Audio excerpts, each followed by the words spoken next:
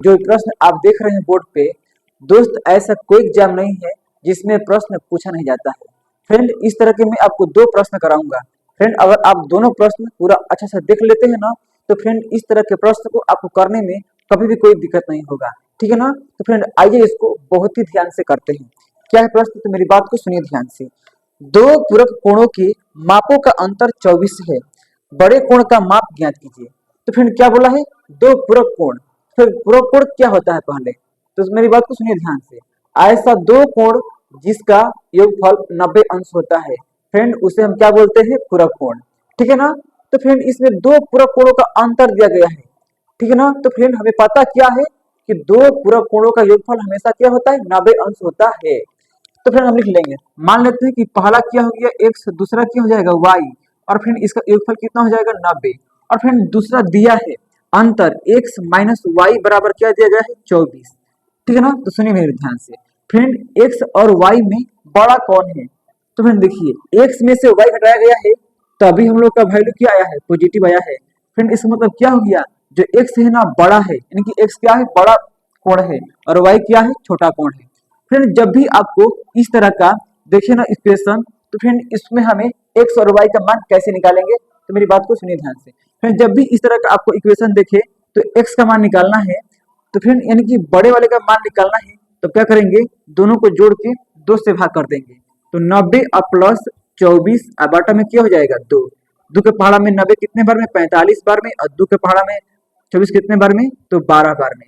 Friend x बराबर क्या हो गया 24, 12 और 45 कितना हो गया, तो 2 और 5 7 और 4 और ये कितना हो गया 5। तो फ्रेंड क्या हो गया 57 हो गया। फ्रेंड सबसे बड़ा कोण का मान कितना हो गया 57 हो गया। फ्रेंड यही क्या हो जाएगा इस प्रश्न का राइट आंसर।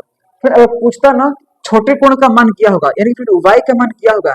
फिर जब भी आपको छोटे कोण का मान मतलब फ्रेंड जब भी आपको इस तरह का इक्वेशन आए तो छोटा मान निकालना होगा, तो क्या करेंगे, दोनों घटा के 2 से भाग कर देंगे।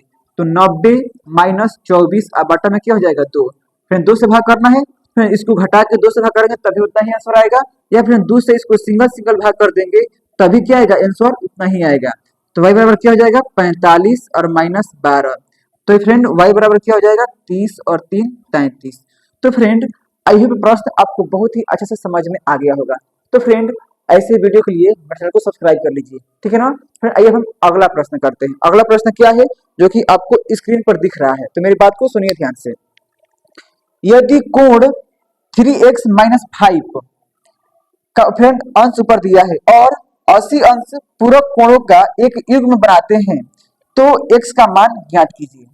फ्रेंड इसमें दो पूरक कोण दे दिया गया है। ठीक है ना। एक क्या है, एक है 3x माइनस 5 अंश और दूसरा क्या है 80 अंश। ठीक है ना। तो फ्रेंड दो पूरक कोणों को हम जोड़ते हैं तो योगफल कितना आता है, तो 90 अंश आता है। तो उसी से हो जाएगा 3x माइनस 5, ठीक है ना, अंश प्लस 80 अंश। फ्रेंड ये क्या हो गया, दो पूरक कोणों का योगफल हो गया। इनको जोड़ने पर कितना आना चाहिए, तो 90 अंश आना चाहिए। ठीक है ना। तो क्या हो जाएगा 3x माइनस 5 अंश, 3x अंश माइनस 5x अंश प्लस 80 अंश बराबर क्या हो जाएगा 90। ठीक है ना। फिर 80 में से 5 गया 75, 75 को ले जाएंगे उधर तो क्या हो जाएगा, घट जाएगा। तो 3x बराबर क्या हो जाएगा, तो 90 और माइनस 75। तो फिर 3x बराबर क्या हो जाएगा, 90 में से 75 गया कितना बचेगा 15। फिर 3 के पहाड़ा में 15 कितने बार में 5 बार। फिर x का मान कितना आ गया 5 अंश आ गया। फ्रेंड x का मान कितना आ गया 5 अंश। फ्रेंड यही बताना था कि x का मान क्या होगा। तो फ्रेंड आई होप ये प्रश्न आपको बहुत अच्छा लगा होगा। तो फ्रेंड अगर चाहते हैं मेरे साथ मैथ्स को अच्छा से पढ़ना, तो फ्रेंड मेरे वीडियो को आप लाइक कर दीजिए और फिर मेरे चैनल को सब्सक्राइब कर लीजिए। ठीक है ना। तो फ्रेंड